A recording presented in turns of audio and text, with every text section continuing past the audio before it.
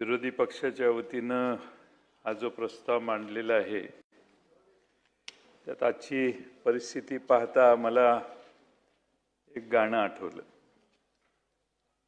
जागो तो एक बार हिंदू जागो तो, जागो तो एक बार हिंदू जागो तो। जागे झाले बघ। जागे थे वीर शिवाजी, जागे थे वीर शिवाजी, भागे सारे दुश्मन पाजी, भागे सारे दुश्मन पाजी। चमक उठी तलवार जागो जागो तो, जागो तो एक बार हिंदू जागो तो, जागो तो एक बार हिंदू जागो तो।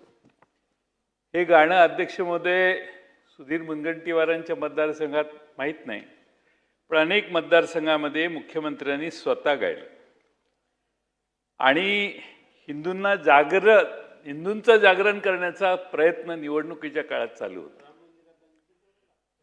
आज अध्यक्ष महोदय हेच गाणं आता मला म्हणावंसं वाटायला लागलं, कारण अध्यक्ष महोदय अयोध्येतील प्रभू श्रीरामाच्या मंदिराच्या चोरीचा उल्लेख आहे। सुधीर भाऊंनी देव महादेवाचं रूप असलेला महाकाल इथे लावलेला आहे। अध्यक्ष महोदय आपण त्या ठिकाणी मुख्यमंत्र्यांनी तिथल्या आसपास जमिनी खरेदी करून काय केलं याचा मोठा घोटाळा मध्ये प्रकाशित झाला। अध्यक्ष महोदय महाराष्ट्रातल्या हिंदू धर्माच्या देवस्थानाच्या जमिनी देखील संकटात आल्या आणि म्हणून जागो तो हिंदू हे म्हणायची पाळी आम्हाला यायला लागली। आज महाराष्ट्राची कुलस्वामिनी आई तुळजाभवानी मातेच्या 4121 एकरपेक्षा अधिक इनामी जमिनीत झालेल्या घोटाळ्याचा उल्लेख करणं आता आवश्यक झालेलं आहे। अध्यक्ष महोदय निजामाने दिलं, निजाम शासनाने तुळजाभवानी देवीला 4121 एकर जमीन इनाम दिली होती। कायद्यानुसार या जमिनीची खरेदी विक्री होऊ शकत नाही, याला कुळ कायदा देखील लागू शकत नाही। असं असताना अध्यक्ष महोदय महसूल अधिकारी आणि काही नेत्यांच्या संगनमताने हजारो एकर देवीची जमीन लाटण्यात आली। देवस्थानाच्या नावे कागदोपत्री 3397 एकर भूमी असताना प्रत्यक्ष ताबा मात्र 4 मठांमधील खाजगी व्यक्तींकडे आहे। तसंच जगदंबा न्यासाच्या नावे असलेली 403 एकर जमीन मुख्य न्यासाला अंधारात ठेवून थेट खाजगी व्यक्तीच्या नावे करण्यात आलेली।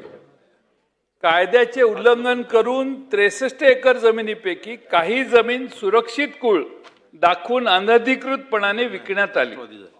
तर एका अव्वल कारकुनाने आपल्या अधिकाराचा गैरवापर करत 261 एकर जमीन तब्बल 73 खाजगी व्यक्तींच्या नावे 7/12 नोंदवली। याशिवाय आपशिंगा आणि उफळा या गावामधल्या 158 एकर जमीन अनधिकृतपणे फेरफार नोंदी करून लाटण्यात आलेल्या आहेत असं दिसतंय।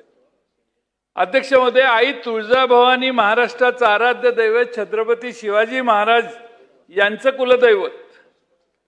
छत्रपती शिवाजी महाराज परकीयांच्या विरोधी लढले, निजामशाहीच्या विरोधी लढले, त्यांनी हिंदवी स्वराज्य स्थापन केले, ते आई तुळजाभवानीच्या आशीर्वादाने असं ते स्वतः मानायचे। आज जर देवीची जमीन चोरली जात असेल तर माझा प्रश्न हे सरकार का गप्प आहे हा या सरकारला प्रश्न आहे। अध्यक्ष महोदय तुळजाभवानी मातेच्या नावे जमीन दिली निजामांनी आणि लाटली आत्ताच्या ह्या लोकांनी, म्हणजे कुंपणच शेत खातंय। म्हणून हिंदूंनी जागा होण्याची आज खरी गरज आहे। अध्यक्ष महोदय या राज्यभर देवस्थानाच्या जमिनी हडप करण्याचं मोठं रॅकेट या सरकारच्या काळात तयार झालेलं आहे। विशेषतः बीड आणि आमच्या सांगली जिल्ह्यातील हिंदू देवस्थान जमिनीचे विविध प्रकरण मी सभागृहाच्या निदर्शनाला आणली आहेत। त्यावर तत्कालीन महसूल मंत्र्यांनी कारवाईचे आश्वासन सभागृहात दिले, पण कारवाई काही झाली नाही। उलट अशी प्रकरणे उघडकीला आणणाऱ्या सामाजिक कार्यकर्त्यांच्यावर जीवघेणे हल्ले झाले, हेही आपल्या सगळ्यांना माहिती आहे। अध्यक्ष महोदय बीड जिल्ह्यातीलच मौजे चिंचेपूर तालुका आष्टी येथील मशीद व ईदगाह इनाम जमीन 2018 मध्ये एका बनावट खालसा आदेशान्वये बेकायदेशीरपणाने लाटण्यात आली। जी जमीन खिदमत मास सेवेसाठी असायला हवी होती ती केवळ कागदोपत्री मदत मास दाखवून तिची बेकायदेशीर हस्तांतरितची प्रक्रिया पूर्ण करण्यात आली। एवढंच नाही तर जामखेड अहिल्यानगर जिल्हा शहरालगत असलेल्या या अत्यंत महत्त्वाच्या इनाम जमिनीचे अकृषिक येणे करून भूमाफियांनी प्लॉटिंगही पाडले आणि त्याची कोट्यावधी रुपयाची विक्री देखील केली। अध्यक्ष महोदय, आष्टी पोलीस स्टेशनला गुन्हा दाखल झालाय। शासनाने SIT नेमली। त्या चौकशीत मोठा गैरप्रकार उघडकीला आला। तब्बल 95 बनावट खालसा आदेशांचे प्रकरण तपासात निष्पन्न झाले।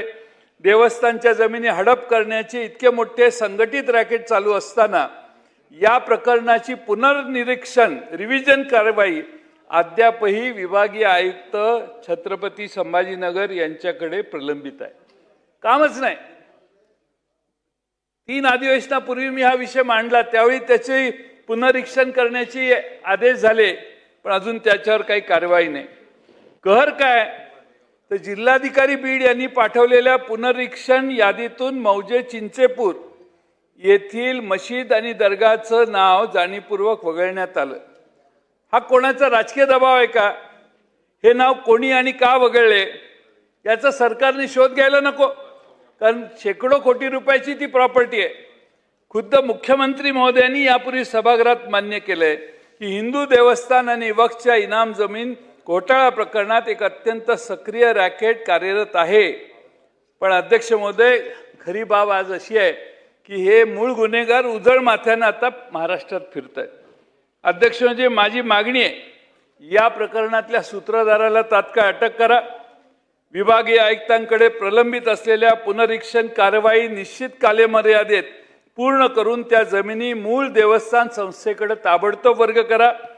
ज्या अधिकाऱ्यांनी यात जाणीवपूर्वक चिंचपूर येथील जमिनीचं प्रकरण वगळलं आणि भूमाफियांना मदत केली त्यांच्यावर कडक फौजदारीची कारवाई करावी।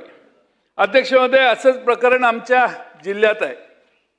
मौजे विटा येथील म्हसोबा सिद्धदेव, रेवण सिद्धदेव, त्र्यंबकेश्वर देव, सीतारामचंद्र देव या देवस्थानांच्या कोट्यावधी रुपयाच्या इनाम वर्ग 3च्या जमिनी हडप करून विकण्यात आलेल्या आहेत।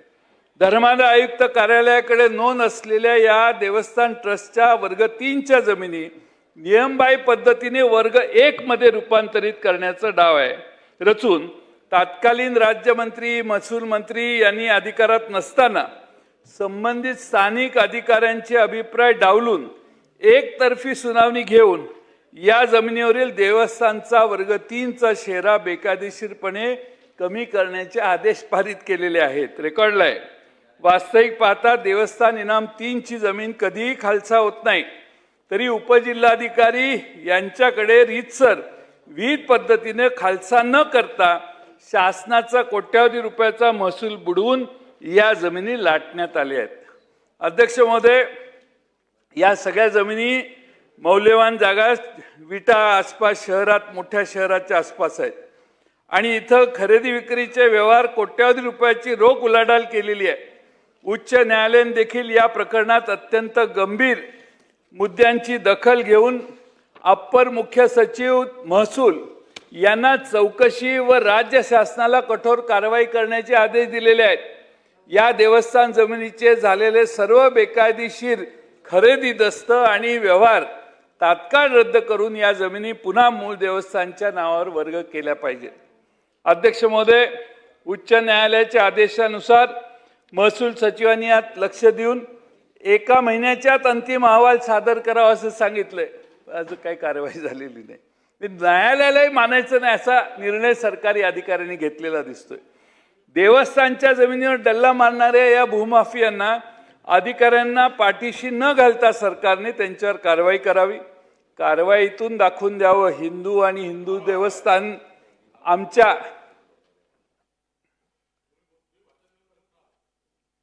हिंदू आणि हिंदू देवस्थान आमच्या सरकारच्या काळात ज्याप्रमाणे सुरक्षित होत्या त्याचप्रमाणे तुमच्या काळात देखील सुरक्षित आहेत हे दाखवण्याची संधी बावनकुळे साहेब तुम्हाला आता आलेली आहे। आणि देवस्थान जमिनी हडप करणाऱ्यांना संरक्षण देण्यासाठी उच्च व सर्वोच्च न्यायालयाचे आदेश जाळून जो कायदा करायचा प्रयत्न करीत आहे, आता नवीन कायदा करायला लागलाय, त्याच्यात हेच आहे, ह्या सगळ्यांना सेफ करण्याचं काम चालू होणार आहे. ते उलट असा कायदा आणावा की देवस्थानच्या ज्या जमिनी हडप केल्या आहेत त्या देवस्थानना लगेच परत कराव्यात. त्यासंबंधी सर्व खरेदी खत व्यवहार रद्द करण्यात यावेत आणि असे करणाऱ्यांवर कारवाई करण्यात येईल.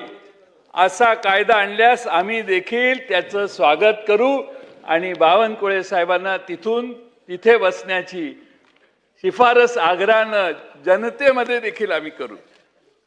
माझी मागणी याची आहे अध्यक्ष महोदय, राज्यात देवस्थान इनाम जमिनी किती आहेत आणि त्यापैकी किती जमिनी देवस्थानांच्या ताब्यात आहेत याची देखील माहिती सभागृहाला अधिवेशन संपेपर्यंत कधी आपल्या सोयीनं दिली तर चालेल.